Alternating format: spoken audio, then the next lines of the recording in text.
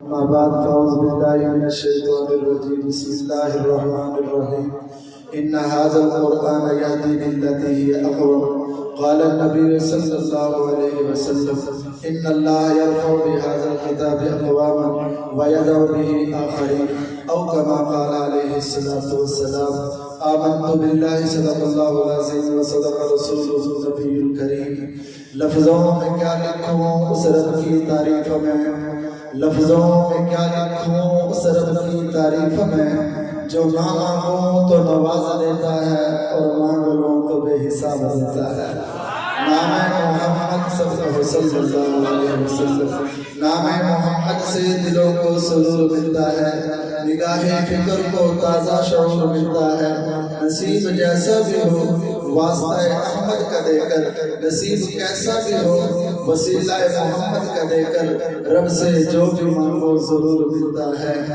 خود نہ تھے جو راہ پر اوروں کے ہاتھی بن گئے خود نہ تھے جو راہ پر اوروں کے ہاتھی بن گئے کیا نظر تھی کہ جس نے مردوں کو مسیحا کر دیا کیوں نہ ہو ممتاز اسلام دنیا بھر کے دینوں میں وہاں مذہب کتابوں میں یہاں قرآن سینوں میں منہ دیکھ لیا آئینے میں پرداغ نہ دیکھا سینے میں منہ دیکھ لیا آئینے میں پرداغ نہ دیکھا سینے میں اور دل ایسا لگایا جینے میں مرنے کو مسلمان بھول گیا قولِ نبی ہے قولِ خدا فرمان نہ بدلا جائے گا ارے بدلے گا زمانہ لاکھ مگر ارے بدلیں گی رسمیں لاکھ مگر قرآن نہ بدلا جائے گا میرے انتہائی بادی احترام میں نے آپ کے سامنے اللہ کے پیارے کلام میں سے ایک آیت کا آدھا حصہ تلاوت کیا ہے 15واں پارہ سورہ بنی اسرائیل ہے آیت نمبر 9 ہے اس کے اندر اللہ رب العزت جو ارشاد فرماتے ہیں فرمایا ان ھذا القرآن یہدی للتی ہی اقوم فرمایا بے شک پکی بات ہے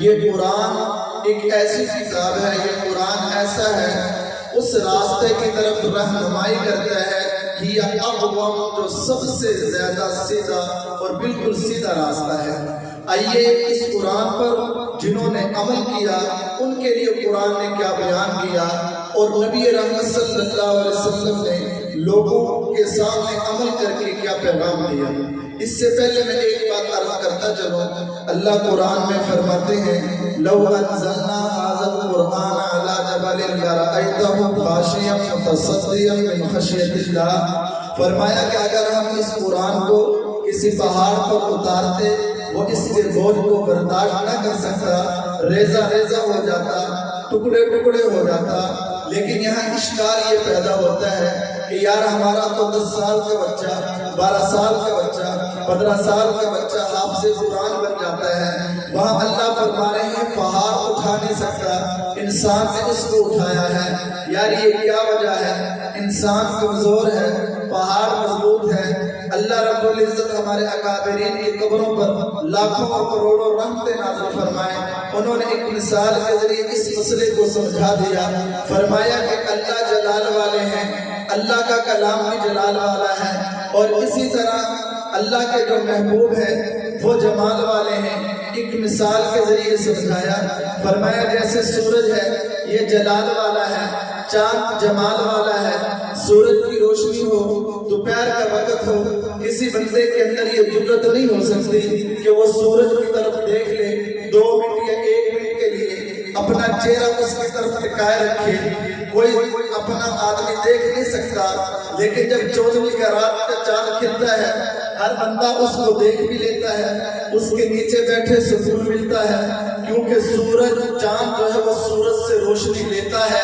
سورج جلال والا ہے چاند جمال والا ہے سورج سے روشنی لی چاند نے تو یہ روشنی جلال والی جمال میں بدل گئی ہر بندہ دیکھ بھی سکتا ہے بیٹھ بھی سکتا ہے اللہ جلال والے ہیں کلام بھی جلال والا تھا اللہ فرماتا کہ ہم اس کو سیدھا پہاڑ پر اتارتے وہ برداشت نہ کر سکتا اللہ نے اس قرآن کو فرمایا وَإِنَّهُ نَزَّلَهُ عَلَىٰ قَلْبِكَ فرمایا میں نے اس قرآن کو اپنے محبوب کے قلب پر اتارا ہے محبوب جمال والے ہیں جلال والا کلام آیا جمال میں بدل گیا، اس لیے ہمارا 10 سال کا بچہ بھی صحیح یاد کر لیتا ہے۔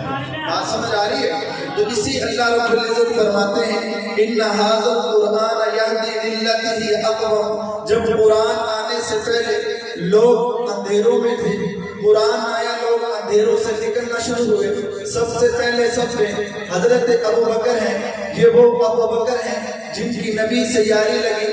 18 سال کی عمر میں نبی کی عمر مبارک ہے، 20 سال بڑا یارانہ ہے، دوستانہ ہے۔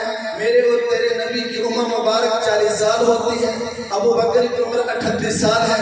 نبوت کا اعلان کرتے ہیں کیونکہ ابو بکر کوئی عام ہستی نہیں تھی، ابو بکر بڑے پچیتی اور چودھری قسم کے آدمی تھے، ان کا بڑا کاروبار تھا، بہت بڑے تاجر تھے۔ اب ابو بکر کو ابھی خبر نہیں ہے، جب نبی نے نبوت کا اعلان کیا ابو جہل کو پتا چلا۔ ابو جہل نے کہا آج میں ابو بکر اور نبی کی یاری کو توڑوا دوں گا، آج بڑا پیارا موقع ہے۔ ابو جہل دوڑتا دوڑتا گیا اور جا کر کہا ابو بکر تجھے پتا ہے ایک آدمی نے نبوت کا دعویٰ کیا ہے، کیا تم مانے گا؟ وہ ہمارے اندر ہی رہا، ہم جیسا انسان ہے، وہ راتوں رات نبی کیسے بن سکتا ہے؟ لیکن قربان جاؤں ابو بکر نے فرمایا بتا تو صحیح وہ بندہ کون ہے؟ تو ابو جہل نے کہا وہ بندہ تیرا یار محمد ہے۔ خدا کی قسم ابو بکر جھوم اٹھا۔ ابو بکر نے کہا اے ابو جہل اگر تو سچ کہتا ہے میں جاتا ہوں۔ ابو جہل کے دل میں یہ تھا اب انکار ہوگا، اب دوستی ٹوٹے گی، لیکن وہ نہیں جانتا ارے ابو بکر کون ہے، ابو بکر تو وہ ہے۔ خیر وقت نہیں اگر اس کی تفسیر میں جاؤں، ابو بکر دوڑے دوڑے نبی کی خدمت میں پہنچتے ہیں، نبی سے جا کے عرض کرتے ہیں۔ ابو جہل بھی پیچھے کھڑا ہے، حضور آپ نے نبوت کا اعلان کیا ہے۔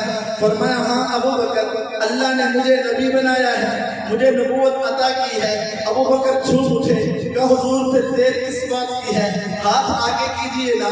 خدا کی قسم پہلا ابو بکر ہے جس نے نبوت کی تصدیق کی ہے، تو حضور پر ایمان لے آئے، کلمہ پڑھا، مسلمان ہو گئے۔ ابو جہل کو بڑا دکھ لگا، بڑی تکلیف ہوئی۔ پھر ابو بکر نے کہا حضور بتائیں تو صحیح اب میں نے کیا کرنا ہے؟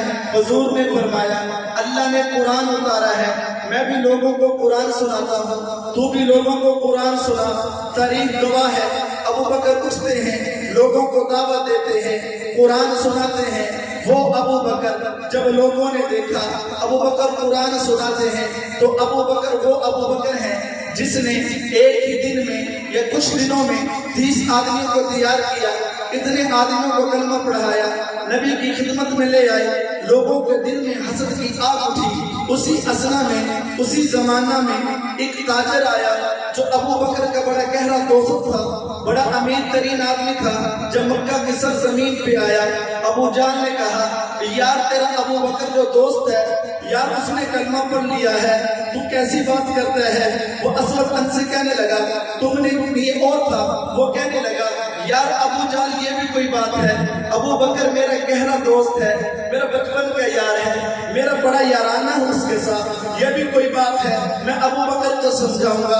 ابو جہل نے یہ بات کہی اگر ابو بکر تیری بات مان لے، کلمہ چھوڑ لے تو ہم لکھ کر دیتے ہیں جتنے مسلمان اس کی وجہ سے ہوئے ہیں وہ واپس سارے پلٹ آئیں گے، کیونکہ آپ بھی ہمارے معاشرے میں جب ووٹ کے دن آتے ہیں لوگ کہتے ہیں فلاں نمبردار، فلاں چیئرمین، فلاں چودھری اگر ہماری طرف آ جائے اس کی ساری برادری ہماری طرف آ جائے گی۔ وہ ابو بکر تیری عظمت پہ قربان جاؤں۔ تو ابو بکر نے جب یہ بات اپنا اس آدمی نے جب یہ بات سنی اس نے کہا میں ابو بکر کو ابھی لے آتا ہوں۔ وہ نوجوان چلتا ہے، ابو بکر بیٹھے ہیں، اصل کا وقت ہے، جا کے قریب بیٹھ گیا، بات نہیں کی۔ ابو بکر نے پوچھا تو بتا تو صحیح آج خاموش کیوں ہے، بولتا کیوں نہیں؟ اس نے کہا ابو بکر تو نے میرا دل توڑ دیا ہے، تو نے تو کلمہ پڑھ لیا ہے، یار اجازت بھی نہیں لی، یار مشورہ بھی نہیں کیا، تو نے اپنے آبا و اجداد کا دل چھوڑ دیا ہے۔ ابو بکر میں تجھے مشورہ دیتا ہوں، دیکھ تو صحیح نا یہ تو نے کیا کیا، کتنا بڑا تاجر تھا، تو نے وہ بلال کو خریدا، آزاد کروا دیا، فلاں فلاں کو خریدا، آزاد کروا دیا، اپنا سارا مال اس محمد پہ تو نے نچھاور کر دیا، تیرے پاس کیا رہ گیا؟ کچھ بھی نہیں ہے، ابھی بھی وقت ہے، تو آ جا، واپس پلٹا، جتنا تو پیسہ چاہے گا، جتنا مال چاہے گا میں تجھے دوں گا، تیرا کاروبار کر کے دوں گا۔ تاریخ گواہ ہے ابو بکر بولے نہیں ہیں۔ ابو بکر جانتے تھے کہ بعض آدمی صرف بحثیت سے آتے ہیں، بات ماننے کو تیار نہیں ہوتے۔ ابو بکر خاموش ہے۔ جب اس نے ساری باتیں کر لی، ابو بکر نے کوئی جواب نہ دیا، وہ نوجوان اٹھ کر چلا گیا۔ ابو بکر وہاں سے اٹھتے ہیں، نبی کی خدمت میں پہنچتے ہیں، ابھی پہنچے نہیں ہیں۔ اللہ نے فرمایا جبرائیل، جی رب نے فرمایا توڑ کر جاؤ نا، دیکھ تو صحیح نا میرا ابو بکر جا رہا ہے، آج جو اس کے بعد دل میں ہے اسے قرآن بنا کر لے جاؤ۔ جبرائیل آتے ہیں، آ کے سلام کرتے ہیں، محبوب کے سامنے آ کر کھڑے ہو جاتے ہیں اور آ کر کہتے ہیں حضور والعصر ان الانسان لفی خسر الا الذین آمنوا وعملوا الصالحات وتواصوا بالحق وتواصوا بالصبر۔ جب یہ سورت اتری ہے حضور نے فرمایا جبرائیل کیا بات ہے، بڑی سورت چھوٹی سورت لایا ہے، اس میں بڑی بات ہے۔ جبرائیل نے مسکرا کے کہا ہوگا حضور میں آیا نہیں ہوں، رب نے مجھے بھیجا ہے۔ ابو بکر آپ کے پاس پہنچنے والا ہے، اس کے پاس بندہ آیا، اس نے جواب نہیں دیا۔ ابو بکر کے جواب جو دل میں تھا اللہ نے اس جواب کو سورت کی شکل میں اتار دیا ہے۔ جب ابو بکر تشریف لائے حضور نے فرمایا ابو بکر کیا حال ہے؟ کہ حضور ٹھیک ہوں۔ فرمایا یہ نہیں، بتا تو صحیح تیرے کس کے ساتھ بحث ہوئی تھی، کس کے ساتھ تیری گفتگو ہوئی تھی؟ ابو بکر نے کہا حضور وہ تھے۔ فرمایا تم نے کیا کہا؟ حضور میں نے کچھ نہیں کہا۔ فرمایا تیرے دل میں کیا ہے؟ تو دل کی بات تو بتا، تو کہنا کیا چاہتا تھا، تیرے دل میں ہے کیا؟ ابو بکر نے کہا حضور میرے دل میں خیال آیا، میں قسم اٹھا کے کہتا ہوں سارے انسان خسارے میں ہیں، کامیاب وہ ہیں جو ایمان لاتے ہیں، کامیاب وہ ہیں جو نیک اعمال کرتے ہیں، کامیاب وہ ہیں اگر کوئی برا بھلا کہے اس پہ صبر کرتے ہیں، حق بیان کرتے ہیں۔ اور حضور نے فرمایا ابو بکر تمہیں مبارک ہو، جو تیرے بات دل میں تھی اللہ نے وہ قرآن اتار دیا ہے۔ اس لیے تو میں کہتا ہوں علماء نے یہ بات کتابوں میں لکھی ہے، فرمایا کہ صحابہ میں انبیاء کے بعد جو سب سے پہلے رتبہ ہے، جو سب سے پہلا مقام ہے وہ ابو بکر کا ہے۔ ارے ابو بکر بولے قرآن نہ اترے، ارے عمر بولا قرآن اترا ہے، ابو بکر افضل کیسے ہو سکتا ہے؟ تو علماء نے کتابوں میں جواب لکھا، فرمایا کہ یہی تو فرق ہے، عمر بولتا ہے اللہ قرآن اتارتے ہیں، صدیق سوچتا ہے اللہ قرآن اتارتے ہیں۔ بات سمجھ آئی کہ نہیں؟ وقت بہت کم ہے، میں باتیں بہت ساری کرنی ہے، توجہ ہے نہیں سب سے؟ بات سمجھ آ رہی ہے؟ سب کو آ رہی ہے؟ ہاتھ کھڑا کریں جن کو نیند آ رہی ہے، جاگتے بیٹھے نا اللہ فرماتے ہیں هذا القرآن يهدي للتي هي اقوم۔ یہ قرآن ایسا جو کیا کرتے ہیں سیدھا راستہ دکھاتا ہے۔ ابو جہل نے سوچا یار ساری ترکیبیں اور ساری اپنا جو میری سوچ و بچار تھی فیل ہو گئی۔ رات کا وقت تھا، ایمان والا توجہ رکھنا، رات کا وقت ہے، رحمت والے نبی صلی اللہ علیہ وسلم دار ارقم میں بیٹھ کے قرآن کی تلاوت کرتے ہیں۔ آدھی رات گزری، دو نوجوان ہیں، چہرہ چھپایا ہوا ہے، ایک جناب جی اپنا دیوار کے ساتھ کھڑا ہے، ایک دروازے کے ساتھ کھڑا ہے، آدھی رات ہے، دونوں ایک دوسرے کی طرف دیکھ رہے ہیں، ڈرتے ڈرتے ایک دوسرے کے قریب آئے اور آ کر کہنے لگے تو کون ہے؟ دوسرے نے کہا تو بتا تو کون ہے؟ اس نے کہا نہیں پہلے تو بتا۔ جب آپس میں باتیں زیادہ ہوئی تو ایک نے کہا یار میں ابو جہل ہوں، دوسرے نے کہا میں عتبہ ہوں، تو دونوں نے کہا یار ہم دونوں سردار ہیں، دن میں ہم اپنی قوم کو کہتے ہیں قرآن نہ سنو، محبوب کی زیارت نہ کرو، اس کے پاس نہ آؤ، یا آج چھپ کر ہم خود قرآن سننے کے لیے نکل آئے۔ ابو جہل نے چیخ کر کہا یار میں کیا بتاؤں، رب کعبہ کی قسم ہے، فرمایا کہ میں کیا بتاؤں، پڑھنے والا میرا بھتیجا محمد ہو، زبان میرے بھتیجے محمد کی ہو، کلام رب کا ہو، سنے بغیر رہا نہیں جاتا۔ ابو جہل چھپ چھپ کے قرآن سنتا تھا اور مانتا اور جانتا تھا کہ سچی کتاب یہی ہے، سچا مذہب یہی ہے۔ دن گزرتے گئے، مکہ کے اندر یہ بات مشہور ہو گئی، کوئی بھی محمد کا کلام کلام نہ سنے، وہ ساحر ہے، وہ مجنون ہے۔ دن گزرتے گئے، اسی دور میں مکہ کی سرزمین میں قبیلہ دوست کا ایک بہت بڑا سردار ہے جس کا نام طفیل ہے۔ وہ مکہ کی سرزمین پہ آتا ہے، ابھی کلمہ نہیں پڑھا، مشرک ہے، مکہ کی سرزمین پہ آیا۔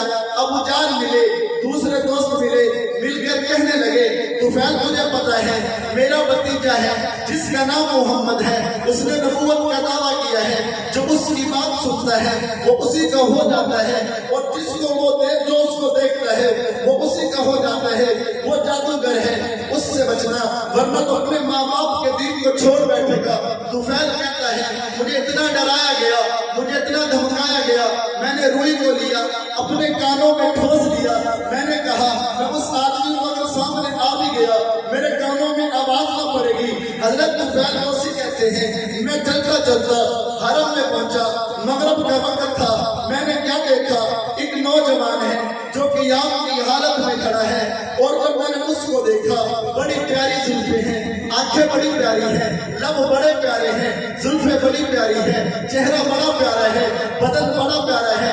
یار میرے دل نے کہا کہ طفیل نانا جب یہ ذات اتنی حسین ہے میں سنوں تو صحیح، میں دیکھوں تو صحیح یہ پڑھ کیا رہا ہے۔ طفیل دوسی کہتے ہیں جب میں نے اپنے کانوں سے روئی نکالی، وہ آمنہ کا لال، وہ محمد صلی اللہ علیہ وسلم پڑھ رہے تھے وَالطُّورِ وَالْكِتَابِ الْمَسْطُورِ فِي رَقٍّ مَّنشُورٍ وَالْبَيْتِ الْمَعْمُورِ وَالسَّقْفِ الْمَرْفُوعِ وَالْبَحْرِ الْمَسْجُورِ إِنَّ عَذَابَ رَبِّكَ لَوَاقِعٌ مَّا لَهُ مِن دَافِعٍ يَوْمَ تَمُورُ السَّمَاءُ مَوْرًا وَتَسِيرُ الْجِبَالُ سَيْرًا وَوَيْلٌ يَوْمَئِذٍ لِّلْمُكَذِّبِينَ۔ طفیل دوسی کہتے ہیں رب کعبہ کی قسم ہے جب میں نے کلام سنا میرے دل نے گواہی دی، اے طفیل یہ جھوٹا نہیں ہو سکتا، اے طفیل یہ ساحر نہیں ہو سکتا، اے طفیل یہ جادوگر نہیں ہو سکتا۔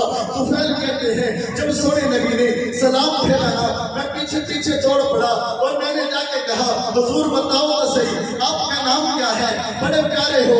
حضور نے فرمایا میرا نام محمد ہے، محمد رسول اللہ ہوں، اللہ نے مجھے نبوت عطا کی ہے، میں آخری نبی ہوں۔ اس نے کہا حضور دعوت کیسی دیتے ہو؟ فرمایا دعوت میری یہ ہے وَإِلَٰهُكُمْ إِلَٰهٌ وَاحِدٌ، تمہارا معبود وہ ایک ہی معبود ہے، اللہ ایک ہے، مشکل کشا ایک ہے، حاجت روا ایک ہے، بیٹے دینے والا ایک ہے، بیٹیاں دینے والا ایک ہے، مشکلیں ٹالنے والا ایک ہے، کچھ بھی نہ دے تو وہ ایک ہے، دے کر لے لے تو وہ اللہ ہے، کچھ بھی نہ دے تو وہ اللہ ہے۔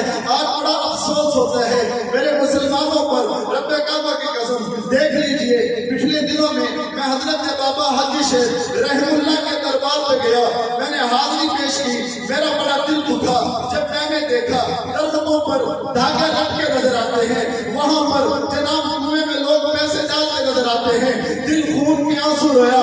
اور مسلمانوں کا قرآن کا پیغام یہی تھا، نانا خدا کی قسم قرآن کا پیغام تو یہ تھا، جو 360 کو ماننے والے تھے وہ ایک کی طرف آ گئے، جو بتوں کو سجدہ کرنے والے تھے وہ رب کو سجدہ کرنے والے بن گئے۔ آج میرا مسلمان جو ایک رب کو مانتا ہے وہ ہزاروں لوگوں کے سامنے، ہزاروں معبودوں کے سامنے جا کے سر سجدہ میں رکھتا ہے، مرادیں غیر سے مانگتا ہے۔